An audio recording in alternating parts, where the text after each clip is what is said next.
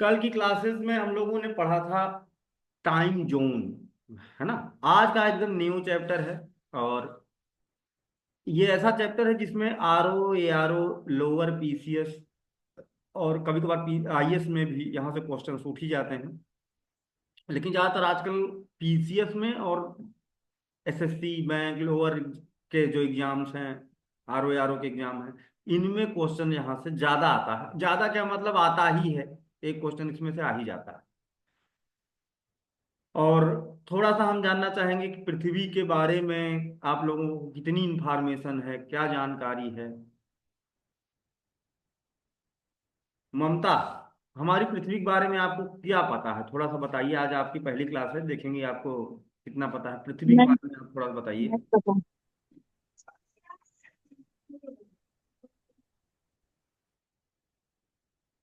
पृथ्वी के बारे में आपको क्या इंफॉर्मेशन है।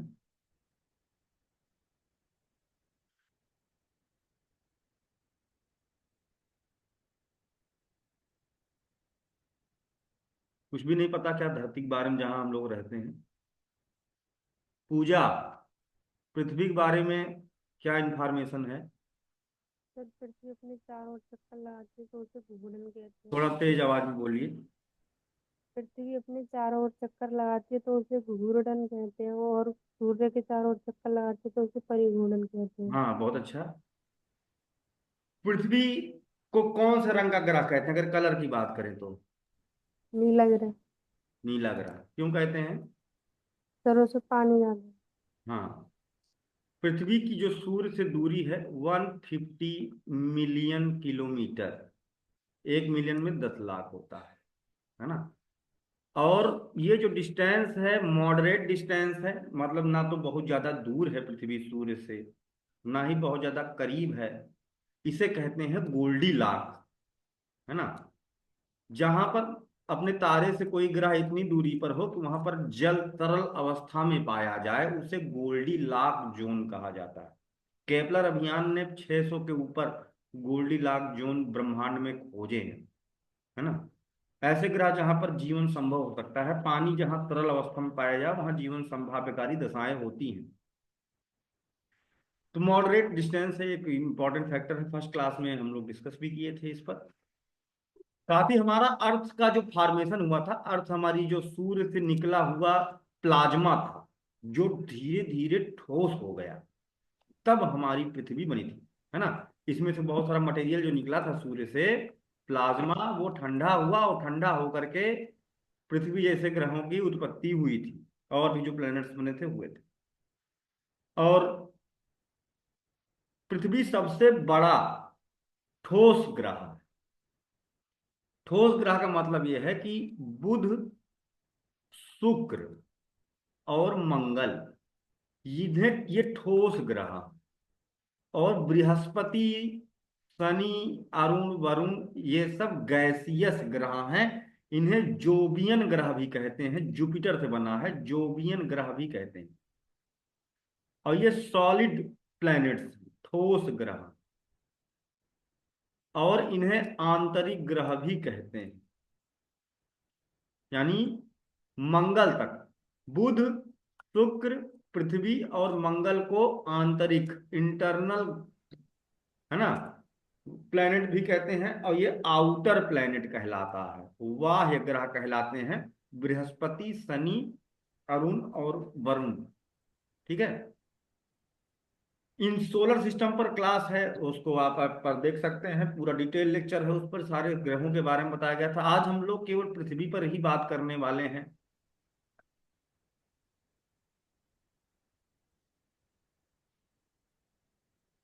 ठीक है। तो ये क्या, एआई कंपेन स्टार्ट कर दिए। हाँ, अब हम लोग देखेंगे पृथ्वी के बारे में ही, आज हम लोग पढ़ने चल रहे हैं।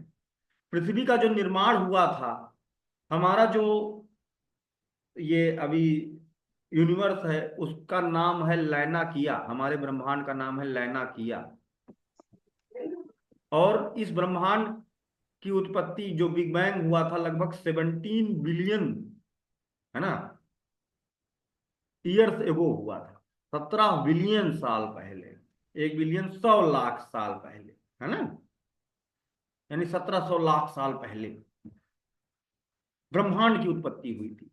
और जो हमारी पृथ्वी की उत्पत्ति हुई थी वो थोड़ा नई है ना, 4.54 बिलियन ईयर्स एगो, है ना, यानी 4.5 बिलियन साल पहले हमारी पृथ्वी अपने अस्तित्व में आई थी।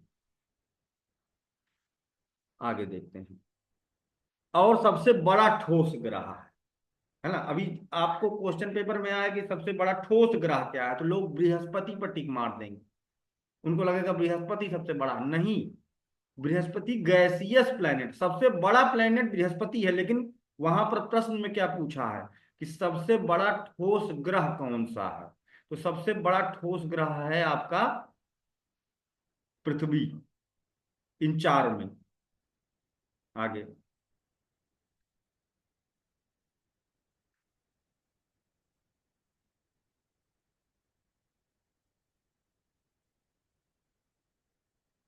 150 मिलियन किलोमीटर दूर है। पृथ्वी का एक प्राकृतिक उपग्रह है, प्राकृतिक इसलिए क्योंकि आर्टिफिशियल बहुत सारे उपग्रह, है ना, पृथ्वी का चक्कर लगा रहे हैं, कृत्रिम उपग्रह जो मानव ने छोड़े हैं। तो एकमात्र प्राकृतिक उपग्रह चंद्रमा है, और चंद्रमा के कारण पृथ्वी पर जीवन भी संभव है, क्योंकि चंद्रमा जो घूमता है ना, अपनी जगह पर वो क्लॉक वाइज घूम रहा है ना, और पृथ्वी एंटी क्लॉक वाइज घूम रही है। तो ये पृथ्वी की रोटेशन स्पीड को उल्टा घूम रहा है, अपनी गुरुत्वाकर्षण से पृथ्वी को धीमा कर रहा है, और पृथ्वी अपने गुरुत्वाकर्षण से चंद्रमा को धीमा कर रही है। तो धीरे धीरे चंद्रमा पृथ्वी की घूर्णन गति को कम करता गया। शुरुआत में पृथ्वी पर 6 घंटे में ही दिन और रात हो जाते थे, इतना तेज घूमती थी। फिर चंद्रमा धीरे धीरे इसको स्लो करते करते ला करके, है ना, 24 घंटे पे सेट किया हुआ है, उल्टा घूमने का। और इस कारण से पृथ्वी पर जीवन संभव हो पाया, नहीं तो इतनी तेज यहाँ पर सेंट्रीफ्यूगल फोर्स होता कि हवाएं सब उठा के फेंक दी जाती बाहर, हमारी पृथ्वी पर वायुमंडल रुक नहीं पाता, तेज हवा चलने से पर्वत नहीं होते, हम लोग खड़े नहीं रह सकते थे जमीन पर, बिल्डिंग मकान कुछ बन नहीं सकता था, ये सब दिक्कतें होती। तो चंद्रमा के कारण भी पृथ्वी पर जीवन संभव हो पाया। चंद्रमा की उत्पत्ति हुई थी एक थिया नाम का कॉमेट पृथ्वी से आकर के टकराया था। एक धूमकेतु था जिसका नाम था थिया, और पृथ्वी से आके टकराया था, जिससे पृथ्वी के परखच्चे उड़ गए थे, बहुत सारा मटेरियल पृथ्वी का बाहर निकल गया था। वो मटेरियल बाहर जो गया, धक्के से बाहर जा रहा था, लेकिन पृथ्वी का गुरुत्वाकर्षण उसे अंदर की तरफ खींच रहा था। तो वो एक दूरी पर जाकर के, जहां पर दोनों धक्का बल लगा है, आकर उसने धक्का दिया, बाहर जा रहा, लेकिन पृथ्वी गुरुत्वाकर्षण उसको अंदर की तरफ खींच रहा। तो इससे वो एक दूरी पर जाएगा जहां दोनों बराबर हो जाएंगे, है ना, और वो वहीं से गोल गोल गोल गोल चक्कर काटने लगेगा पृथ्वी का। और फिर जब कोई चीज गोल घूमती है, चक्कर काटती है, तो अपने आकार को संकुचित करती है, गोल बनाने का प्रयास करती है। धीरे धीरे मून अपने शेप में आ गया, है ना। और जो धक्का से कॉमेट आया था, कॉमेट होता है, इसमें पानी होता है, तो सूर्य के कारण ये पिघल गया और एक बहुत बड़ा सा महासागर बन गया था पृथ्वी पर।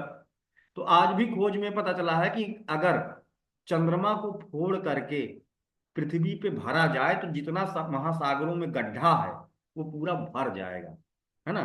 तो थिया नाम के धूमकेतु के टकराने से पृथ्वी पर समुद्र आया, पृथ्वी पर पानी आया, और पृथ्वी का एक पहला उपग्रह चंद्रमा बना था। ठीक है, लेकिन ये बात जो कि पृथ्वी का प्राकृतिक उपग्रह, ये थोड़ा सा हट करके यूपीएससी ग्रेड के क्वेश्चन जो बनेंगे थोड़ा सा हट के बनेंगे, है ना। पूछा जाए कि पृथ्वी का सेकंड मून किसे कहा जाता है, कोई बता सकता है पृथ्वी का द्वितीय चंद्रमा किसे कहा जाता है? पृथ्वी के और भी मानक, है ना, जैसे ना बेटा है नहीं लेकिन बेटे जैसा है, पृथ्वी के कुछ मानक उपग्रह भी हैं चंद्रमा के अलावा। कोई है जो बता सके? जिसे पूछा जाए ऑप्शन में, यूपीएससी पूछेगा, अगर यहाँ से पूछेगा कठिन क्वेश्चन होगा, क्योंकि ये ठीक, किसे पृथ्वी का द्वितीय चंद्रमा कहा जाता है, second moon of the earth. ठीक है, तो उसमें आपका ऑप्शन होगा 3753 क्रूथेन। पेपर में शायद क्रूथेन ही शब्द आपको दिखाई दे, क्रूथेन। ठीक है, क्रूथेन को पृथ्वी का द्वितीय चंद्रमा कहा जाता है। ये है क्या आखिर? ये है एक एस्टेरॉइड, क्षुद्र पिंड है एस्टेरॉइड। एस्टेरॉइड बेल्ट कहाँ पाई जाती है, कोई बताए? एस्टेरॉइड पेटी पाई जाती है मंगल और बृहस्पति के बीच। इसको याद रखना, 2 से 3 बार ये क्वेश्चन रिपीट हुआ। ठीक है, मंगल और बृहस्पति के बीच पाई जाती है एस्टेरॉइड बेल्ट, और यहाँ है पृथ्वी। बृहस्पति इन एस्टेरॉइड्स को अपनी ग्रेविटी से पकड़े रहता है, नहीं तो ये सब आके हमारी धरती पे गिर जाएंगे। बीच बीच में गिरते भी रहते हैं, है ना। कहीं कहीं न्यूज आती रहती है कि जैसे बिहार में भी सबसे ज्यादा एस्टेरॉइड फॉल होते हैं रसिया के ऊपर गिरते हैं, क्योंकि सबसे बड़ा देश है वो, इसलिए वहीं पर गिरता है। ज्यादातर तो प्रशांत महासागर में सब गिर जाते हैं, महासागरों में ज्यादातर गिर जाते हैं। सुनामी आ जाता है उनके गिरने से, गिरा, पानी उठा के फेंक दिया, सुनामी आ जाता है ना। तो ये क्वासी सैटेलाइट है ना। क्वासी सैटेलाइट मतलब अर्ध उपग्रह कहलाता है। क्वासी सैटेलाइट मतलब अर्ध उपग्रह, या second moon of the earth भी कहा जाता है। पृथ्वी का दूसरा चंद्रमा, दूसरा उपग्रह भी इसे कहा जाता है। और ये एस्टेरॉइड है, और कहाँ से आया है ये, है ना। यानी कि ये यहां से आया, लेकिन पृथ्वी के गुरुत्वाकर्षण में फंस गया और पृथ्वी का चक्कर लगाने लगा, है ना। पृथ्वी की ग्रेविटी में फंस करके पृथ्वी का चक्कर लगाने लगा, तो था नहीं यहाँ का ये माँ। और ये कहाँ से पैदा हुए? ये सब मंगल ग्रह से निकले हुए छल्ले होते हैं, जो बृहस्पति के गुरुत्वाकर्षण से निकल गए हैं, है ना। जब मंगल की उत्पत्ति हुई थी तब इन एस्टेरॉइड्स की उत्पत्ति हुई थी, और ये बृहस्पति और मंगल के बीच पाए जाते हैं। इसी तरह से उल्का पिंड जो होते हैं, मेटेरॉइड्स बेल्ट, बुध और सूर्य के बीच में पाई जाती है। सूर्य और बुध के बीच में मेटेरॉइड, पूछा जाए मेटेरॉइड बेल्ट कहाँ पाई जाती है, सूर्य और बुध के बीच पाई जाती है। ये क्या है? ये सूर्य से निकले हुए छल्ले हैं, आग का गोला। ये कहीं भी किसी ग्रह पर गिर जाते हैं, ये भी बहुत डेंजरस होते हैं। और कुइपर पेटी क्या होती है? कुइपर पेटी एकदम बाउटर में है, वरुण ग्रह के बाद में है, जिसमें क्षुद्र ग्रह पाए जाते हैं। कुइपर पेटी, इसमें क्या पाए जाते हैं? क्षुद्र ग्रह पाए जाते हैं। ठीक है, कुइपर पेटी में क्षुद्र ग्रह पाए जाते हैं। आगे देखो,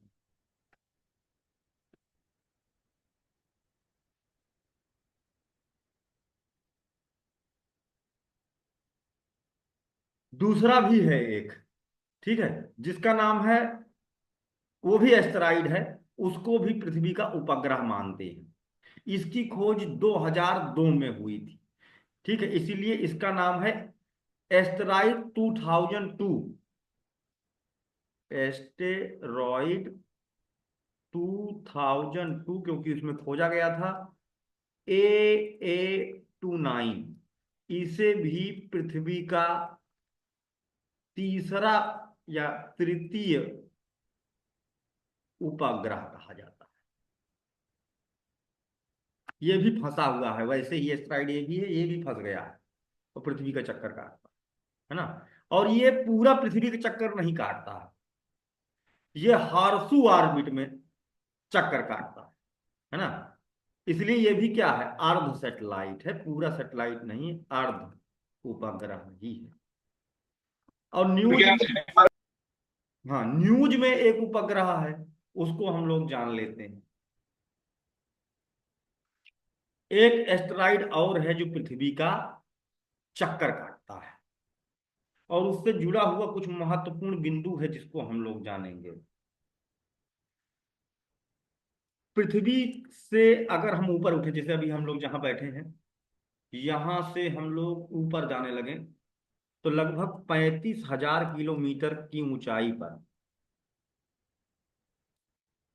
है ना, यहाँ ये जो आउटर ऑर्बिट है पृथ्वी की, यहां पर कोई पिंड है तो वो पृथ्वी का चक्कर काटता है 24 घंटे में। 24 घंटे में पृथ्वी का ये एक चक्कर काटता है। और पृथ्वी अपनी धुरी पर कितनी देर में घूमती है, पृथ्वी अपनी धुरी पर कितनी देर में घूमती है, 24 घंटे। 24 घंटे में घूमती है ना। तो जैसे मान लो ये पृथ्वी है, अपनी धुरी पर 24 घंटे में घूमती है ना। तो इससे 35,000 किलोमीटर दूर कोई उपग्रह है ना, उपग्रह नहीं है, एस्टेरॉइड है ना। और वो 24 घंटे में पृथ्वी का चक्कर काटता है।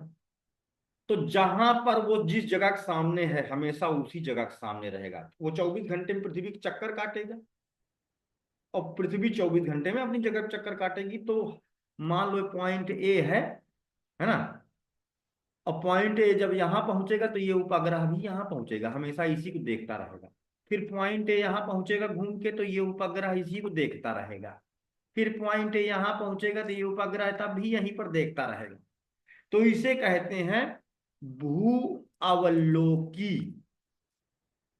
अवलोकन मतलब देखना, ये जमीन को एक ही जगह उसे देखता रहता है ना। भू अवलोकी कक्षा कहा जाता है इसे।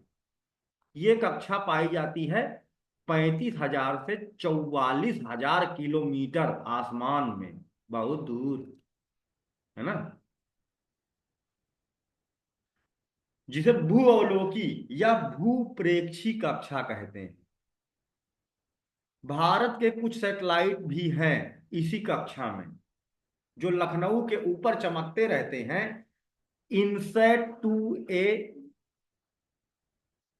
और इनसेट 2B, ये उपग्रह हैं भारत के, जो हमेशा लखनऊ के ऊपर चमकते हुए दिखाई देते हैं। वो एक ही जगह पर रहेंगे हमेशा, जैसे जैसे पृथ्वी घूमेगी वो भी उसके साथ घूमेंगे।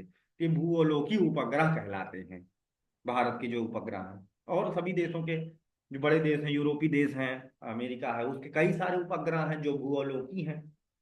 तो यहाँ पर हम बात कर रहे थे कि एक एस्टेरॉइड है जो पृथ्वी, है ना, क्योंकि जो आर्टिफिशियल सैटेलाइट हैं तो उनकी क्लासेस साइंस एंड टेक्नोलॉजी में हम लोग पढ़ेंगे, ज्योग्राफी में नहीं, या फिर करंट अफेयर में पढ़ेंगे। यहाँ पर हम लोग भूगोल पर पढ़ रहे हैं, तो यहाँ पर जो प्राकृतिक उपग्रह है उसके बारे में हम लोग पढ़ने चल रहे हैं। यह हमारा जो प्राकृतिक उपग्रह है ना, इस इसका नाम है एनेलेम्मा। एनेलेम्मा, ठीक है, एनेलेम्मा, है ना, रोमन गॉडेस के नाम पर है, रोम की देवी एनेलेम्मा के नाम पर, है ना, इसको नाम दिया गया। एस्ट्राइड है जो हमेशा ब्राजील के ऊपर चमकता है, सॉरी उसके पेरू के ऊपर चमकता है। कभी गिरेगा भी तो मरुस्थल में गिरेगा, कोई चिंता की बात नहीं है ना। तो अब जो है ये जो एस्ट्राइड एनेलेम्मा है, मानव ने क्या किया, इस पर 35 मंजिले की इमारत टांग दिया है, 35 मंजिले की बिल्डिंग टांग दिया है 35,000 किलोमीटर आसमान में ऊपर, जिसका नाम है इसे मानव का पहला अंतरिक्षीय घर कहा जाता है। एनेलेम्मा टावर इसका नाम है। निशा, तुम आज शुरू कर दी हो, उसमें स्क्रीन पर कोई मत लिखना भाई। डिस्टर्ब स्क्रीन पर लिखने क्या मतलब है, लाइन खींचने का, उसको हटाओ, है ना। एनलेम्मा टावर, एनलेम्मा टावर 35 मंजिले की इमारत है। ये इसलिए बनाई गई है, अंतरिक्षीय अनुसंधान के लिए बनाई गई है। साथ ही अगर मान लो पृथ्वी पर कभी कोई ऐसी आपदा आ जाए, जैसे पृथ्वी पर क्या आपदा आ सकती है जिससे कि मानवता समाप्त होने का लगे। जैसे बहुत पहले, है ना, कशिश ठाकुर बताएंगे कि मानव को बचाना है भाई। मानव महान शख्सियत है, मरती वरती नहीं है मानव शख्सियत। मानव मरता है, मानवता नहीं मरेगी, है ना। कशिश ठाकुर, बताइए कि पृथ्वी को पर से क्या ऐसा हो सकता है जिससे कि कभी ऐसा हो कि पूरा पृथ्वी पर सब विनाश हो जाए। तो मानव अगर अकेले पृथ्वी पर रहेगा तो मर जाएगा। क्या हो सकता है ऐसा पृथ्वी पर जिससे इतना बड़ा डिजास्टर हो सके? बताइए कशिश। दिमाग लगाओगे तब पढ़ पाओगे, नहीं तो आईएएस बनने की सोचना भी बेकार है अगर आप दिमाग नहीं लगाते हो, सिर्फ लेक्चर सुनते हो, है ना।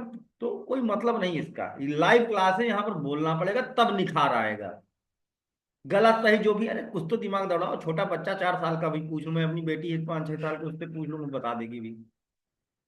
दिमाग लगाओ, बता। ममता, तुम्हें क्या लगता है पृथ्वी से मानवता कैसे समाप्त हो सकती है?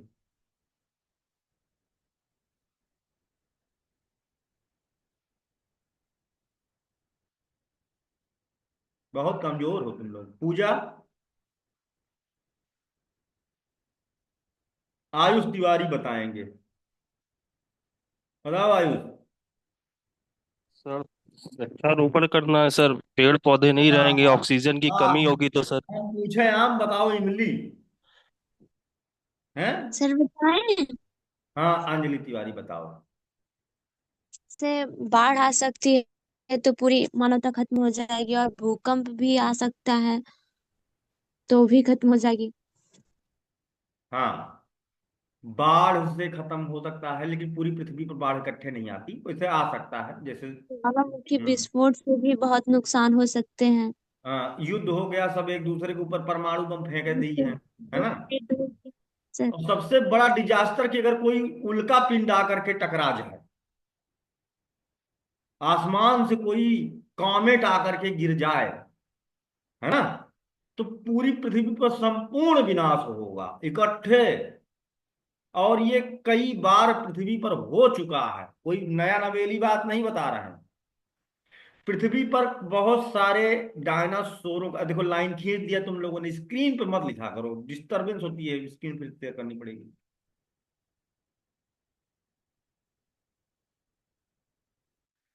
पृथ्वी पर पहले 220 मिलियन साल पहले की बात है ना। ट्रियासिक जुरासिक एरा, है ना। तो उसमें पृथ्वी पर डायनासोरों का राज हुआ करता था, बड़ी बड़ी डायनासोर पृथ्वी पर रहा करते थे, है ना। आर्यन फैनी आया कि नहीं, इसने देखे भी थे डायनासोर।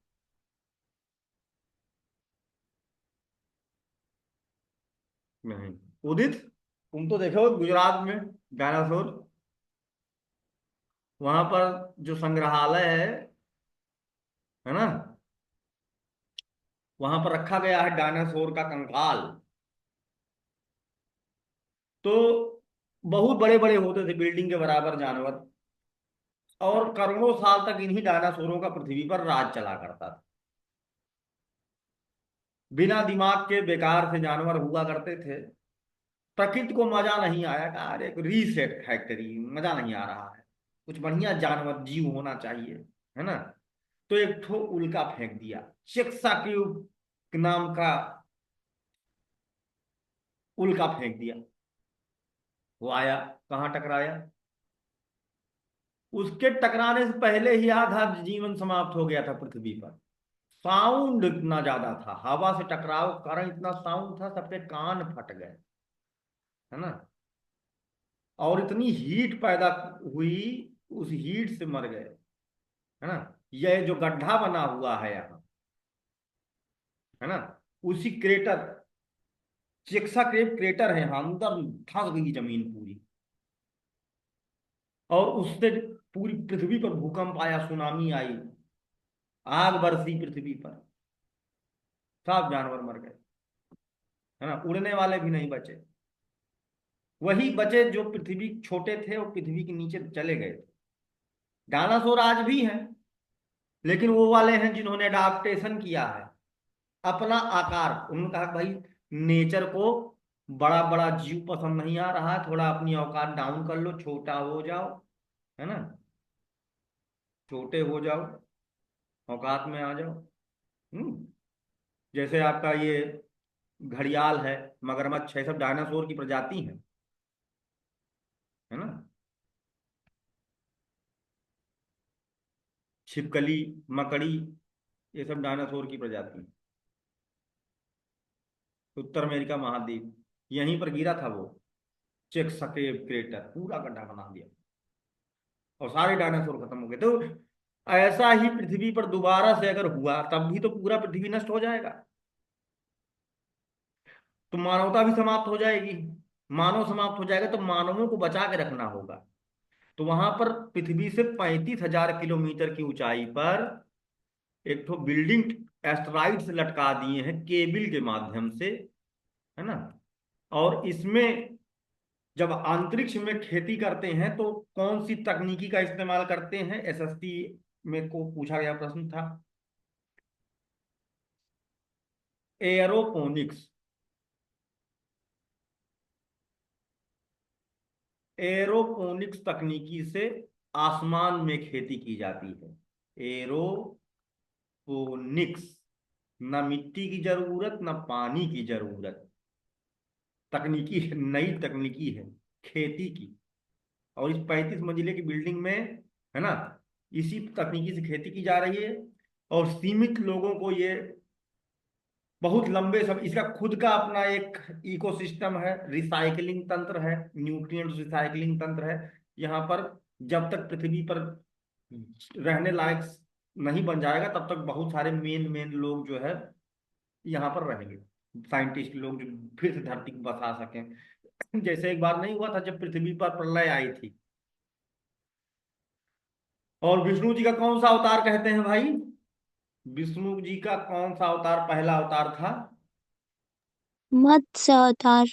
मत्स्य अवतार लिए थे, और सत्यव्रत और श्रद्धा जी को बचा लिया गया था। यह, श्रद्धा मंदिर। हाँ, ऐसी ही प्रलय आती है ना। तो अब भगवान भरोसे बैठो कि पता नहीं विष्णु जी बचाने आवे कि ना आवे, है ना, कहें बहुत घोर पापी है, मरी जाने दो, है ना। तो अपनी व्यवस्था मानव ने दिमाग से कर रखी है कि कुछ भी ऐसा खतरा दिखेगा कि उल्का पृथ्वी पे आ रही है, पहले से नासा पता कर लेगी। फिर वो क्या नाम है, Donald Trump, Hillary Clinton, Modi ji, है ना, और योगी जी, है ना, इन सब खास खास लोगों को जो है पहुंचा दिया जाए। अपन लोगों को न पूछने वाला, है ना, हम लोगों को बचाने कौन आएगा? भगवान, है ना, हम लोग उन्हीं भरोसे रहेंगे। तो ये उसके लिए बैकअप प्लान है। पृथ्वी पर कभी ऐसा खतरा हुआ कि जो अकाट्य है कि अब बचने की कोई संभावना लगती ही नहीं है, तो वहां भाग जाएंगे। मानव बचा रहना जरूरी है। जब फिर से धरती पर नॉर्मल हो जाएगा माहौल, तो फिर से धरती पर उतर करके इसको फिर से पॉपुलेशन बढ़ा ली जाएगी। कम से कम मानव बचाता रहेगा। मानव जैसा महान जीव पृथ्वी पर रहना जरूरी है, क्योंकि पृथ्वी की बाट केवल मानव ही लगाता है, प्रदूषण में केवल मानव ही फैलाता है ना।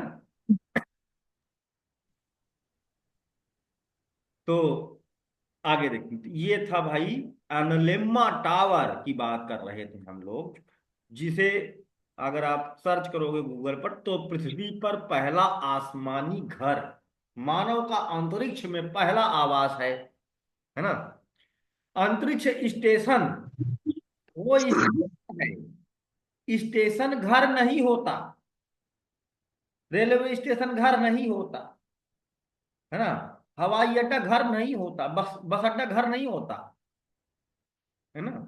ये मानव का पहला, ठीक है, परमानेंट हाउस अंतरिक्ष में है। आगे तो हम लोग खोज कर रहे हैं, चंद्रमा पर घर बना लेंगे, जिसे कहते हैं लूना प्रोब। ये सब मिशन किसके हैं? SpaceX. किसकी कंपनी है SpaceX? Elon Musk. Elon Musk. उसका दिमाग है कि हम बसाएंगे इंसानी बस्ती चांद पर, है ना। और मार्स प्रोब, मार्स प्रोब क्या है? मंगल पर घर बनाएंगे, बसाएंगे, है ना। प्रोब होगी, है ना, उसी के अंदर लोग रहेंगे, खेती करेंगे। और चंद्रमा पर खेती करने में सफल भी रहे हैं, हालांकि ये क्वेश्चन पूछा जा चुका है स्टेट पीसीएस में, कि मानव ने चंद्रमा पर सफलता पूर्वक एक पौधा उगाया। वो पौधा अंकुरित हुआ और 7 दिन तक जीवित रहा, फिर सूख गया। ये बड़ी उपलब्धि। अगर हम 7 दिन तक उस पौधे को बचा सकते हैं तो हम 700 दिन भी बचा सकते हैं। और चांद को हरा भरा करने की संभावनाएं पैदा हुई, चांद को बदलने की संभावनाएं पैदा हो गई। ये अभियान किसका था और कौन से अभियान के तहत कौन सा पौधा, मतलब दुनिया का वो पहला पौधा क्या था जो पृथ्वी के बाहर कहीं उगाया गया हो मानव के द्वारा? कोई है जो बता सके? ये सब करंट अफेयर पढ़ते रहा करो, इसीलिए कहते हैं आजकल जो भी क्वेश्चन आएंगे यूपीएससी वगैरह में सब करंट अफेयर से रिलेटेड क्वेश्चन आएंगे। तो थकेला वाला जमाना चला गया कि चले गए एनसीईआरटी पढ़ के पेपर निकाल लेंगे, कुछ नहीं होने का है इससे। क्वेश्चन ही नहीं मिलेगा तुम्हें, पढ़ते रहो किताब। बताइए, नहीं पता? चांद पर चाइना ने, चांद पर चाइना ने चेंज फॉर मिशन, क्या नाम है मिशन का? चेंज फॉर, है ना, मिशन। बदल देंगे पर्यावरण जो है मून का। तो बहुत सारे लोग जाके मून पे रहेंगे। बीच में लोग चांद पर जमीन भी खरीदने लगे थे, फिर इसको बैन किया गया कि चांद पर जमीन खरीदना इलीगल है। कोई भी चांद पर जमीन नहीं खरीद सकता, लेकिन भविष्य में खरीदेंगे, भविष्य में बिकेगी जमीन चांद पर। तो रहा, क्योंकि पृथ्वी पे इतनी पॉपुलेशन हो जाएगी कि दूसरा ग्रह ढूंढना पड़ेगा, है ना। हम लोगों की आने वाली पीढ़ी हो सकता है चांद पे रहे। अरे तुम लोग दिल से बताना, मतलब अगर तुमको कहा जाए कि चलो वहाँ क्लाइमेट में सब बढ़िया हो गया है ना, और तुम लोग चलो चांद पर, कौन कौन चलना चाहता है? और उसको वहां पर 100-100 बीघा जमीन दी जाएगी एक एक आदमी को। राजा, मतलब समझ लो तुम वहां के हो जाओगे। चांद पर कोई है नहीं तो राजा हो तुम चांद के। रानी, मतलब रानी भी। तो कौन कौन है तो जाना चाहेगा कि हाँ सर हम पृथ्वी से ऊब गए हैं, हाँ एंडरेज करिए। हमको मौका मिला, स्पेस एक्स ने अगर कहा कि भाई कौन कौन इंटरेस्टेड है, शुरुआत में ह्यूमन कॉलोनी सेटलमेंट के लिए लोग चाहिए, कौन कौन जाना चाहता है? कौन कौन जाएगा वहां मानव बस्ती बसाने चंद्रमा पर? ज्योति जाओगी?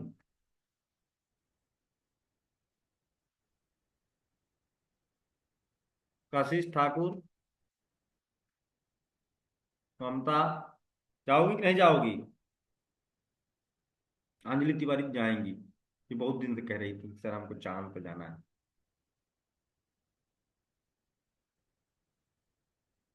कौन, कोई नहीं जाना चाहता? तुम जाओगे अंजलि? नहीं, काय? क्योंकि मुझे, मैं जहाँ हूँ यहाँ बहुत अच्छा है। यहाँ देवता वास करते हैं। अच्छा, हाँ तुम तो अमेठी में हो, है ना। यहाँ देवता वास करते हैं। यूपी अवध का क्षेत्र देवताओं की नगरी है। सर, ठीक। तो चेंज फॉर अभियान के तहत अब बात आती कौन सा पौधा उगाया। तो राहुल गांधी जी का फेवरेट पौधा उगाया। कौन सा पौधा है राहुल जी का फेवरेट पौधा, कौन सा है?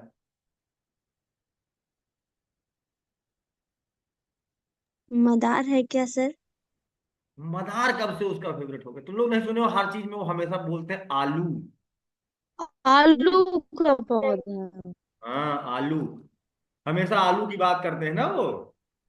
आलू की बात क्यों ना करें, बिना आलू के ही सूना लगता है। सब, एक तो कहावत है, सब अनाज में गेहूं राजा, और सब सब्जियों में आलू, है ना। तो अच्छा आलू कहाँ। राजा है सब्जियों का, हर चीज में आलू, चाहे वेज हो नॉन वेज हो, आलू हर जगह है।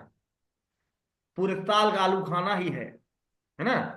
तो आलू का पौधा सबसे पहला पौधा है जो पृथ्वी के बाहर मानव ने चाइना के द्वारा चेंज फॉर अभियान के तहत उगाया गया। 7 दिन ये पौधा अंकुरित होकर के जीवित भी रहा। ये मानव की इतनी बड़ी तरक्की है ना, जो कि नई संभावनाओं को पैदा करती है, अंतरिक्ष में नई संभावनाओं को जन्म देती है। सबसे पहले कचालू खाना शुरू, समोसा, यानी कि चांद पर कुछ मिले चाहे ना मिले, समोसा मिलेगा, है ना। आगे और भी पौधे उगा लेंगे, है ना, पेड़ उगा लेंगे बड़े बड़े। हाँ उदित बोलो,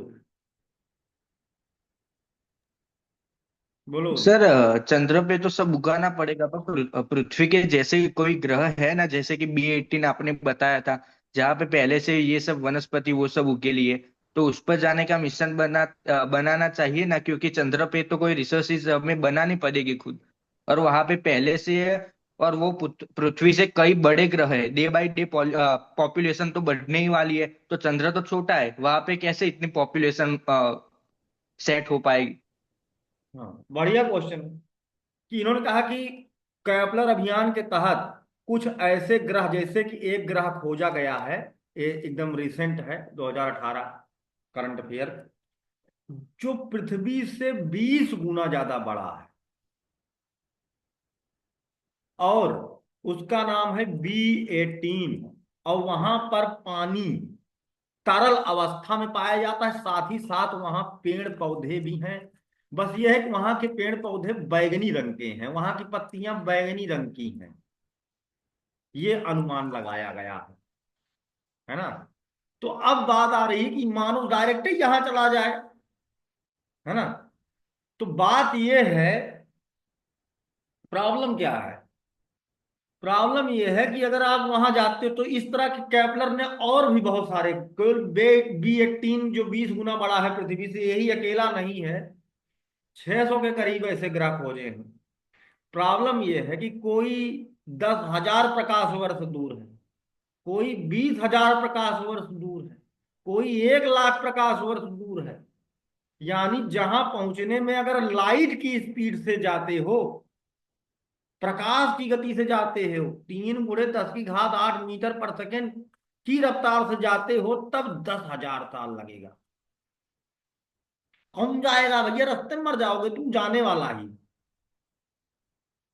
हमारी उम्र कितनी, जो वैज्ञानिक जो पहुंचे उनको बची खुची उम्र 20-25 साल, उनको अंतरिक्ष में भेजो, रास्ते में मर जाएगा, है ना। 10,000 साल तब लगेगा जब तुम प्रकाश गति से यात्रा करो, और आज तक पृथ्वी पर ऐसा कोई भी वायुयान नहीं बनाया जा सका है जो प्रकाश की गति से चलता हो, है ना। इसलिए नहीं पॉसिबल है।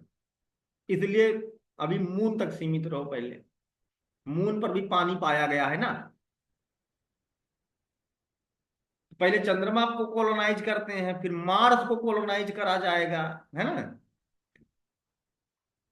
तुम्हारा बच्चा लोगों को अभियान पर भेजा जाए, ऐसा करो, नाम हो, है ना। आते हैं आगे।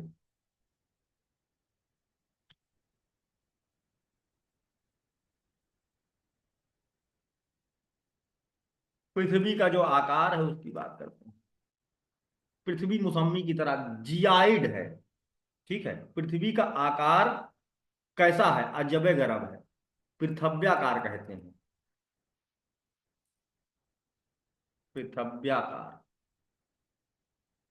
ठीक है, जियोइड शेप की है पृथ्वी। और ये उत्तरी ध्रुव पर 18 किलोमीटर ऊंचा उठी हुई है और दक्षिणी ध्रुव पर, है ना, 26, सॉरी 18 किलोमीटर नहीं, 18 मीटर, 18 मीटर, है ना, ऊंचा उठी हुई है नॉर्थ पोल पर, और साउथ पोल पर 26 मीटर अंदर की ओर धसी है। ऐसा पृथ्वी के पृष्ठ तनाव के कारण है। ये सब वो डिटेल है, आपको जल्दी नहीं मिलेंगी लेकिन पेपर में मिल सकती हैं, क्योंकि पेपर में फिर अजीबोगरीब क्वेश्चन ढूंढ के लाए जाते हैं, है ना। उसके लिए भी हमें तैयार रहना होगा। आगे देखते हैं।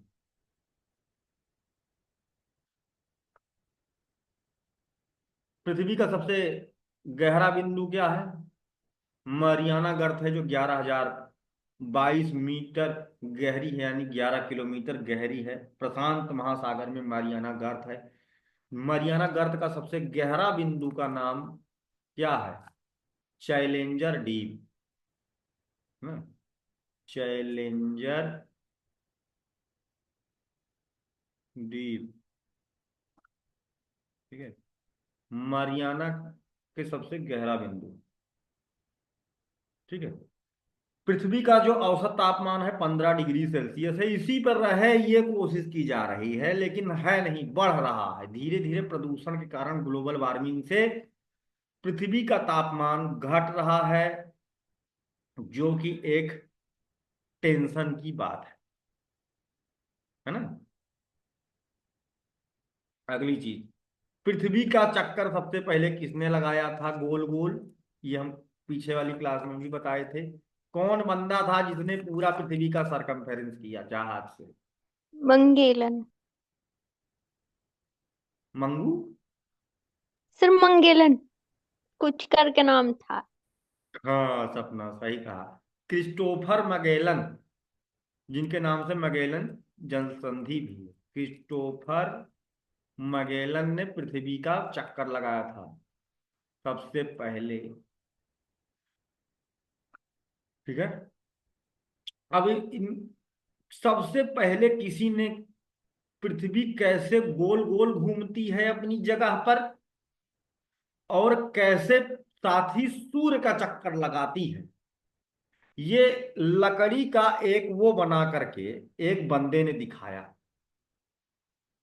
कि उन्होंने ऐसे किया था। ये चीज संग्रहालय में रखी भी गई है। Public demonstration of rotation and revolution of earth. एक पे सूर्य को लगा दिया लकड़ी के उस पे, और एक पे पृथ्वी को लगा दिया, उसमें घिरनी लगा दिया था, और उसमें दिखाया कि पृथ्वी कैसे गोल गोल अपनी जगह पे घूमते हुए, है ना, इसमें चरखी लगी है जो इसको घुमाती है, साथ ही ये भी यहाँ से घूमता है ना, कैसे सूर्य का चक्कर लगा रही है ना। ये चीज को डिमॉन्स्ट्रेट सबसे पहले किसने किया, है ना?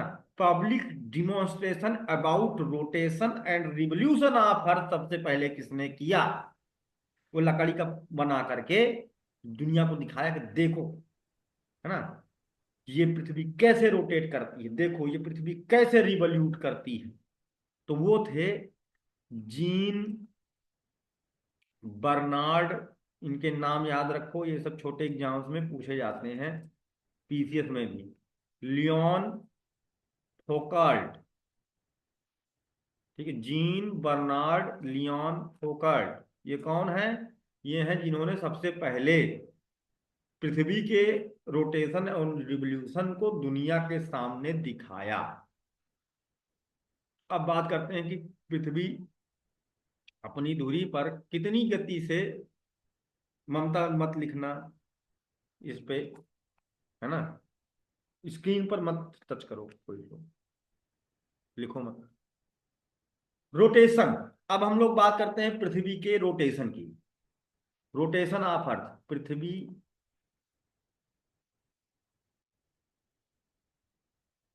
का परिभ्रमण, rotation of the earth. Rotation क्या होता है? कोई चीज अपनी जगह पर ही घूमे, तो उसे कहते हैं रोटेशन। जैसे ये मेरा ग्लास है चाय का, और ये अपनी जगह पे ऐसे ऐसे घूम जा रहा है, अरे घूमने दिया। ये अपनी जगह पे ऐसे ऐसे ऐसे घूम जाए, है ना। जैसे तुम लोग घग्गा रानी खेलते थे, तो उसे कहते हैं रोटेशन। पृथ्वी का परिक्रमण कहा जाता है। और पृथ्वी अपनी जगह पर एंटी क्लॉकवाइज घूमती है। एंटी क्लॉकवाइज ऐसे घूमती है। कितने समय में, एग्जैक्ट वाला हम बता रहे हैं, उसको लमसम में लोग 24 घंटा मानते हैं, क्योंकि उसमें कैलकुलेशन में हो जाएगी दिक्कत, है ना। 23 घंटा, ठीक है, 56 मिनट, 4.09 सेकंड्स।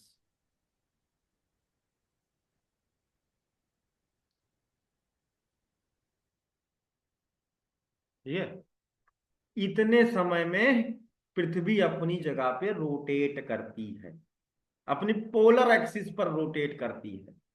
और अपनी पोलर एक्सिस पर ये झुकी हुई भी है, 23.5 डिग्री जो है अपनी रोटेशनल एक्सिस पर झुकी हुई है, कर्क रेखा मकर रेखा जिसके आधार पर है ना। और पोल्स देखेंगे तो 6.5 आ जाता है। ठीक है, डायरेक्शन इसकी रोटेशन पश्चिम से पूरब है ना। और कितनी स्पीड से घूम रही है, तो विषुवत रेखा के आधार पर मेजरमेंट जब करते हैं, तो ये 1667 किलोमीटर प्रति घंटा की रफ्तार से घूम रही है। आरपीएम इसका, है ना, 1667 किलोमीटर 1 घंटा में। जैसे 1 घंटा तुम ऐसे आंख बंद करके इसे 1 घंटा बैठे रहो, तो पृथ्वी तुमको 1667 किलोमीटर दूर ले जा चुकी होगी। मतलब घुमा करके, गोले में घुमा करके ले जा चुकी होगी, है ना। तुम यहाँ हो तो 1 घंटे बाद यहाँ होगे, और ये डिस्टेंस होगी 1667 किलोमीटर। से छोटी छोटी बातें हैं शक्तिमान वाली, इनको नोट करते चलेंगे। और जहां पर कोई बात नहीं समझ में आए पूछेंगे भी, ये बात समझ में आई सबको कि नहीं। जिसको नहीं समझ में आया हैंड रेज करेगा। पूजा, नीतू, ममता, ये बात समझ में आई कि नहीं, पृथ्वी का परिभ्रमण। हाँ या ना बोल दिया करो भाई, देखो ऐसे ना बैठा करो क्लास में हमारे, है ना। दूसरे टीचर क्लास में मुंह सिए बैठे रहो, हमें फर्क नहीं पड़ता वो टीचर जाने। मेरी क्लास में एक्टिव होके बैठो, है ना, लगे। नहीं समझ में आया सर। हाँ, समझ में आया कि नहीं पृथ्वी कैसे घूम रही, कितना रफ। नहीं सर। हाँ ठीक है, आगे बढ़ते हैं। रिवॉल्यूशन। अच्छा एक चीज ये बताओ,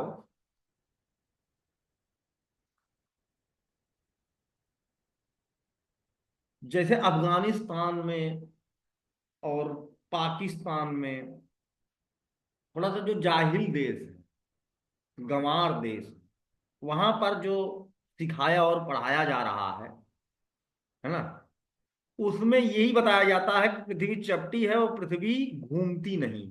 एक वीडियो मैंने सुना था, वो वीडियो ढूंढ करके मैं भेजूंगा, है ना। समय अगर मिला तो मुझे ढूंढूंगा, नहीं ना आप लोग ढूंढना।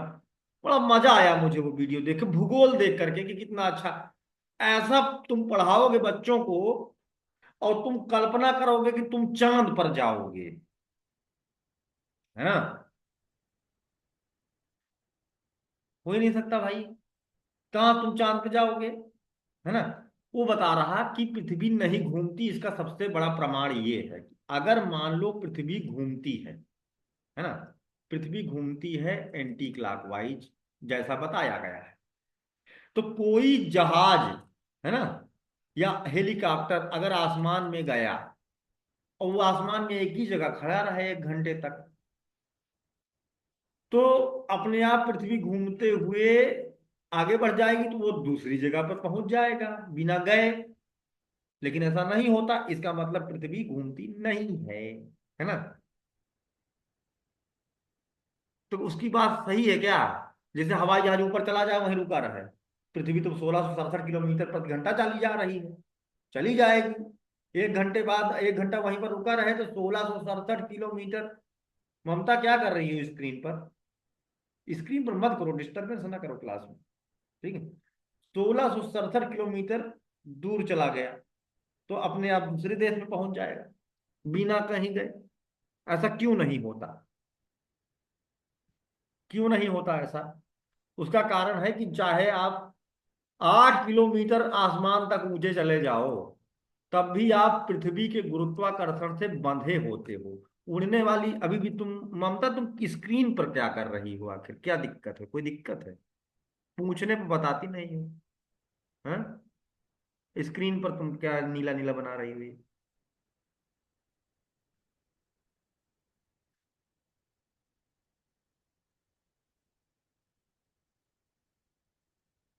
ये देखो।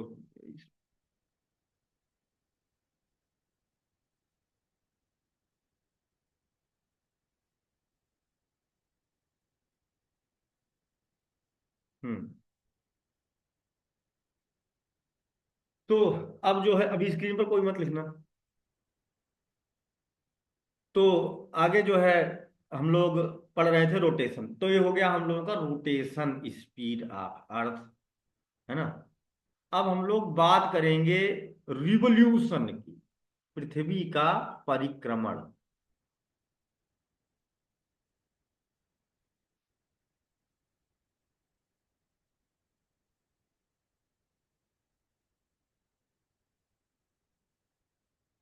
पृथ्वी का परिक्रमण। पृथ्वी सूर्य के परितः चक्कर लगाती है, गोल गोल चक्कर लगाती है।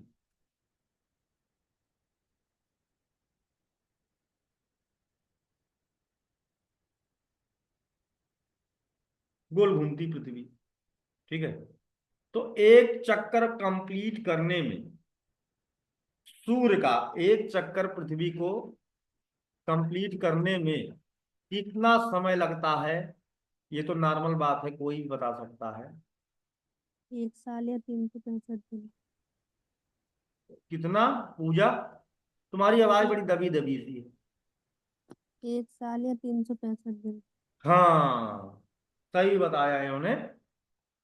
365.25636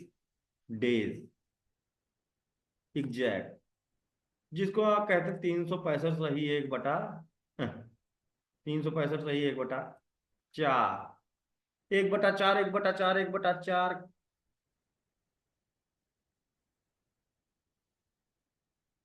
4/4, 1 दिन। यानी हर 4 साल में 1 दिन बढ़ जाता है, इसीलिए हर 4 साल बाद, है ना, एक दिन एक्स्ट्रा किस महीने में जोड़ देते हैं? फरवरी में। फरवरी में। तो 29 की फरवरी हो जाती है ना। आज तक कोई मिला नहीं हमें 29 की फरवरी। कोई है यहाँ जिसका बर्थ डेट 29 फरवरी हो? उससे हमारी बड़ी सांत्वना रहेगी उसको। 4 साल में बेचारा बर्थडे गिफ्ट पाए, है ना। हर साल लोगों को गिफ्ट मिलता है, उसको 4 साल मिलेगा बेचारा, है ना। खैर, तो ये होता है लीप ईयर। जो 2000 से विभाजित हो जाते हैं वो वर्ष, है ना, लीप ईयर की कैटेगरी में रखे जाते हैं, में लीप ईयर कहते हैं। 366 दिन का होगा वो 29 फरवरी। अब बात आती है कि कितनी स्पीड से पृथ्वी हम लोगों को लेके भागी जा रही है ना। तो ये स्पीड है 29.8 किलोमीटर पर सेकेंड, है ना। हम लोग, जैसे अभी हम पलक झपकाए, इतनी देर में पृथ्वी हमको लेकर के भाग गई कितनी दूर? 30 किलोमीटर। सोचो, है ना, कि पृथ्वी इतनी तेज हम लोगों को लेकर के भागी जा रही है, ठीक है। आगे देखते हैं। तो ये था रिवोल्यूशन ऑफ द अर्थ। अब कुछ और इंफॉर्मेशन यहां पर हम लोग एक चीज देख रहे हैं। पृथ्वी सूर्य का चक्कर वृत्ताकार पथ पर नहीं लगाती। कभी पृथ्वी सूर्य के बड़े करीब आ जाती है। ये देखो यहां पर जब पृथ्वी होगी तो सूर्य के बड़े नजदीक होगी, और यहां पर है तो सूर्य से सबसे दूर है। थोड़ा गोची पोची हो गया, इसको नया फ्रेश बनाते हैं। अच्छा,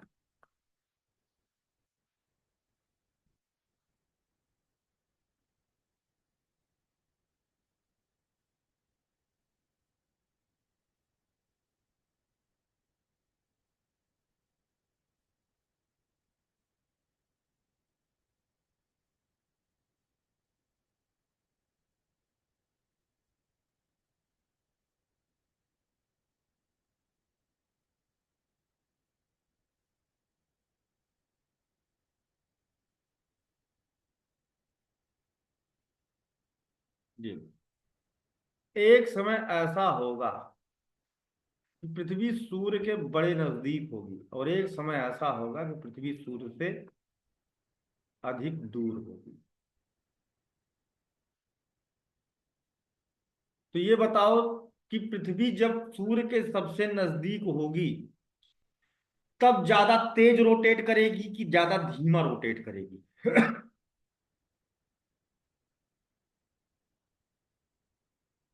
पृथ्वी की रोटेशन स्पीड में चेंजेस भी आते हैं। जब पृथ्वी सूर्य के करीब होगी तब तेज घूमेगी, और जब पृथ्वी सूर्य से दूर होगी तो थोड़ा धीमा घूमेगी, जिससे कि वो अपना सेंट्रीपेटल एक्सीलरेशन मेंटेन कर सके, है ना। इसलिए क्योंकि दूर होती है तो खतरा होता है कहीं ब्रह्मांड में बाहर न चली जाए, और नजदीक होती है तो खतरा होता है सूर्य में ही ना गिर जाए।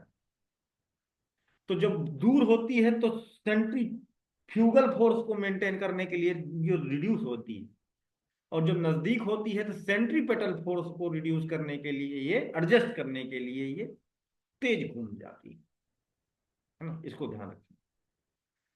जब सबसे दूर होती है ना, तब कितनी दूरी होती है? जब पृथ्वी सूर्य से सबसे ज्यादा दूर होती है ना, तो 152.10 मिलियन किलोमीटर दूर होती। ठीक है। और इस दशा को कहते हैं एपीहीलियन, है ना, यानी अपसौर। अपसौर कहा जाता है। ठीक है। इस दशा को क्या कहते हैं? जब ये सबसे करीब होती है ना, जब पृथ्वी सबसे करीब होती है तो 147.10 मिलियन किलोमीटर होती है। इसे कहते हैं सो पेरीहीलियन। पेरीहीलियन, हीलियस शब्द मतलब सूर्य, यानी उप सौर। अपसौर और उपसौर, इसको ध्यान रखना। सबसे नजदीक है पृथ्वी सूर्य के तो उसे उपसौर कहते हैं, और सबसे दूर है पृथ्वी तो अपसौर कहते हैं, और इनका डेट फिक्स है ना। ये कब घटित होता है? तो 3 जनवरी को पृथ्वी सूर्य के सबसे करीब होती है, यानी अभी हम लोगों को लेकर के पृथ्वी सूर्य के करीब जा रही है ना। वहीं पर 4 जुलाई को पृथ्वी सूर्य से सबसे दूर होती है, और इसे एपीहीलियन कहते हैं, अपसौर। जब पृथ्वी सूर्य से सबसे दूर होती है तो 4 जुलाई, गर्मी, और पृथ्वी जब सूर्य के सबसे करीब है तो ठंडी। ये कैसे? उसका कारण है कि पृथ्वी अपनी अक्ष पर 23.5 डिग्री आगे से झुकी हुई है ना, और हम लोगों के यहाँ ठंडी पड़ रही है ना। जब पृथ्वी सूर्य के सबसे करीब होती है ना, जब पृथ्वी सूर्य के सबसे करीब होती है तो पृथ्वी के दक्षिणी गोलार्ध पर सूर्य की किरणें सीधी पड़ रही होती हैं, है ना। ऑस्ट्रेलिया वगैरह पे गर्मी होगी, साउथ सदर्न हेमिस्फीयर में गर्मी होगी, यहाँ पर पड़ रही है। और हम लोग कहाँ बैठे हैं, इंडिया वाले, यहाँ पर, है ना। और जब पृथ्वी सूर्य से सबसे दूर होती है, ठीक है, जब सबसे दूर होती है, तब पृथ्वी के नॉर्दर्न हेमिस्फेयर पर सूर्य की किरणें सीधी पड़ रही होती। तब ऑस्ट्रेलिया में, अर्जेंटीना में, इन सब जगहों पर ठंडी होती है, इधर साइड में ठंडी होती है, और हम लोग यहाँ हैं तो इधर हम लोगों की गर्मी होती है। तो इसका कारण ये है, इसको दिमाग में समझे रहना। अभी बताओ, किसी को ये बात समझ में ना आई हो तो पूछ लो भाई।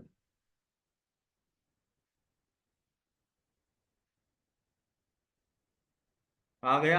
सर आ गया। गुड। अगली बात है,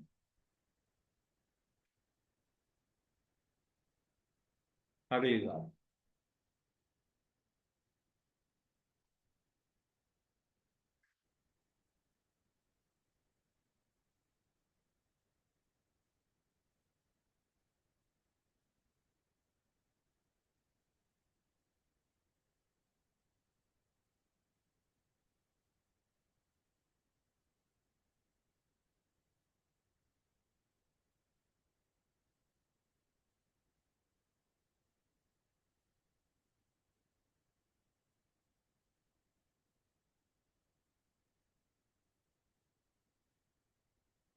ये सब बना लो।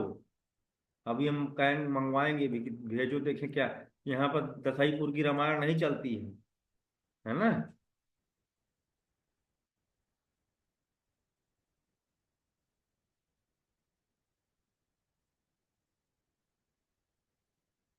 ये जो बातें अब बताने जा रहे हैं, बहुत इंपॉर्टेंट बात। इसको एकदम दिमाग खोल के पढ़ना। इसके पहले भी अभी जो बताए थे, पेरी हील एंड फीलिंग, वो भी पेपर में पूछा जाता है, डायरेक्ट पूछा जाता है। ये है 0 डिग्री भूमध्य रेखा। ये है पृथ्वी, क्योंकि अपनी अक्ष पर 23.5 डिग्री झुकी हुई है, तो 23.5 डिग्री उत्तरी अक्षांश यानी कर्क रेखा। और ये है 23.5 डिग्री दक्षिणी अक्षांश यानी मकर रेखा। ठीक है। ये है 66.5 डिग्री नॉर्थ। ये है 66.5 degree south. 90 degree north, 90 degree south. अक्षांश देशांतर की क्लास में हम लोग ये पढ़े, उसका वीडियो सुन लेना, भेजा गया था। अभी यहाँ पर हम लोग देख रहे हैं कि सूर्य की जो किरण है अलग अलग समय पर पृथ्वी के अलग अलग भाग पर पड़ती है ना। कब कब कहाँ पड़ती है, तो शुरुआत करते हैं ऋतुओं के राजा बसंत। 21 मार्च को, मार्च का महीना है, पत्तों में, सॉरी, पेड़ों में नए पत्ते आना शुरू हो जाते हैं, नए नए फूल खिलते हैं, बड़ा खुशमिजाज वातावरण बना रहता है। ऋतुओं का राजा बसंत, है ना। मोर और नाचते हैं और हम लोग भी नाचते हैं, होली मनाते हैं। 21 मार्च को सूर्य की सीधी किरण कहाँ पड़ती है, विषुवत रेखा पर पड़ती है। तो इसे कहते हैं बसंत विषुव, इंग्लिश में स्प्रिंग इक्विनॉक्स कहा जाता है। ठीक। इस दिन पूरी धरती पर दिन और रात का समय बराबर है। दिन और रात का समय बराबर है, इक्वेटर पर 12-12 घंटे का होता है। कर्क रेखा से मकर रेखा के बीच के देशों का समय बराबर बराबर होता है। फिर उसके बाद ये मार्च, अप्रैल, मई, जून, 3 महीने बाद सूर्य की जो सीधी किरणें होती हैं वो पड़ती हैं कर्क रेखा पर सीधी। कब? 21 जून को। 21 जून को सूर्य, अभी क्या सूर्य उत्तर की ओर जा रहा है, इसे कहते हैं सूर्य का उत्तरायण होना। 21 जून को सूर्य की किरणें कर्क रेखा पर सीधे पड़ती हैं, तो ये उत्तरी गोलार्ध है, ये पूरा उत्तरी गोलार्ध है, इसमें सबसे बड़ा दिन 21 जून को और सबसे छोटी रात होती है। और 21 जून के इस दिन को कहते हैं ग्रीष्म संक्रांति। ग्रीष्म संक्रांति यानी समर सोलिस्टिस किस दिन होती है, ये ध्यान रखना, 21 जून। और इसी दिन यहां पर जो लोग रहते हैं, जो देश है नॉर्वे वगैरह, स्वीडन, नॉर्वे, अलास्का, एल्समेयर द्वीप, ग्रीनलैंड, है ना, डेनमार्क, साइबेरिया, रूस का, यहां पर जो देश है वहां पर सूर्य उगता हुआ दिखाई देता है क्षितिज से किनारे, ऐसे कभी ऊपर नहीं आता सूर्य, किनारे क्षितिज से दिखाई देगा, ऐसे उठा ऐसे किनारे दिखेगा, हल्का सा सूर्य दिखेगा, तो उसे कहते हैं मध्य रात्रि का सूर्य। मध्य रात्रि का सूर्य। अब यहां 6 महीने दिन रहेगा, अब 6 महीने दिन रहेगा यहां नॉर्वे में, आर्कटिक वृत्त पर 6 महीने दिन रहेगा। Norway, Sweden, Alaska, Denmark, Greenland में 6 महीने दिन रहेगा। 21 जून को दिन शुरू होगा। अब इसके बाद कर्क रेखा के ऊपर नहीं जाएगी सूर्य की किरणें, सूर्य नहीं जाता, सूर्य की किरणें होती हैं apparent migration of solar rays. अब सूर्य दक्षिणायन होना शुरू होता है, दक्षिण की ओर जाना शुरू करता है ना। 3 महीना बाद फिर से सूर्य पहुंचेगा, सूर्य की किरणें पहुंचेंगी अपनी जगह पर जहां था। जुलाई, अगस्त, सितंबर, 23 सितंबर को सूर्य की सीधी किरणें फिर से पड़ेंगी विषुवत रेखा पर, जब वापस लौट रही थी फिर से विषुवत रेखा पर सीधे पड़ती हैं। तो अब मौसम कैसा होता है? बसंत जैसा ही मौसम होता है, लेकिन पतझड़ का मौसम शुरू हो चुका होता है, भारत में पत्ते गिरना शुरू हो जाते हैं, तो इसे कहते हैं शरद विषुव। 23 सितंबर को होता है शरद विषुव, इंग्लिश में ऑटम इक्विनॉक्स। ऑटम इक्विनॉक्स कहा जाता है इस घटना को, ऑटम इक्विनॉक्स कहते हैं। 23 सितंबर को होता है, पतझड़ शुरू होगा इसके बाद। अब ठंडी आने वाली है, अपने देश में सबसे ज्यादा पर्णपाती बन पाए जाते हैं, नम पर्णपाती बन पाए जाते हैं, जो पत्ते गिरा देते हैं ठंडी में, क्योंकि ठंडी में बारिश बहुत कम होती है। अब इसके बाद फिर से दिन रात बराबर रहेगा, फिर और साउथवर्ड माइग्रेशन होगा 3 महीना, अक्टूबर, नवंबर, दिसंबर। 22 दिसंबर को सूर्य की सीधी किरणें पड़ेंगी कहां? मकर रेखा पर, इस वाली पर, मकर रेखा पर सीधे पड़ेंगी। अब यहां पर रात होगी, 6 महीने की रात हो जाएगी, जहां दिन हुआ था अब यहां जाकर के रात हो जाएगी। 6 महीना सूर्य दिखाई ही नहीं देगा, 6 महीना, है ना। 22 दिसंबर को ठंडी पड़ती है, तो इसे हम लोग क्या कहते हैं? शीत संक्रांति, है ना। मकर संक्रांति नहीं कहते हैं, उसका ज्योतिष से मतलब है, सूर्य का सिंह राशि में प्रवेश, उससे यहां मतलब नहीं है। शीत संक्रांति कहते हैं इसे, उसे समर सोलिस्टिस, इंग्लिश में इसे विंटर सोलिस्टिस कहा जाता है। 22 दिसंबर को होती है। तो अब दक्षिणी गोलार्ध में सबसे बड़ा दिन, सबसे छोटी रात होगी, लेकिन हम लोग कहाँ हैं? यहाँ हैं, इंडिया वाले उत्तरी गोलार्ध में। तो हमारे यहाँ 22 दिसंबर को क्या होगा? सबसे छोटा दिन और सबसे बड़ी रात। ठीक है, ये था समर सोलिस्टिस, विंटर सोलिस्टिस, ये सब चीजें। अब इसको थोड़ा सा हम लोग एक बार फिर ऐसे नोट कर लें, ये जो डेट्स हैं इंपॉर्टेंट है ना। अब हम पूछेंगे, तुम लोग बोल के बताओगे तुरंत, है ना, मुंह से ये नहीं बैठे रहोगे। पहला पॉइंट, बसंत विषु कब होता है? जल्दी बताओ, किस डेट में होता है बसंत विषु? 21 मार्च। 21 मार्च, बसंत का महीना, स्प्रिंग इक्विनॉक्स जिसे कहते हैं। और इसी दिन आर्कटिक वृत्त पर क्या कहलाता है, क्या होता है दिन, है ना, आर्कटिक सर्कल पर मध्य रात्रि का सूर्य, मिड नाइट सन इंसिडेंस होगा। और इस दिन होता क्या है, एक मिनट, यहां कहा मध्य रात्रि, गलत गलत गलत, एक मिनट, गलती हो गया। 21 मार्च को होता है, सब जगह दिन और रात बराबर होता है ना, बसंत विषु के दिन 21 मार्च को। फिर आ जाते हैं ग्रीष्म संक्रांति, ये कब होती है? 21 जून। 21 जून को।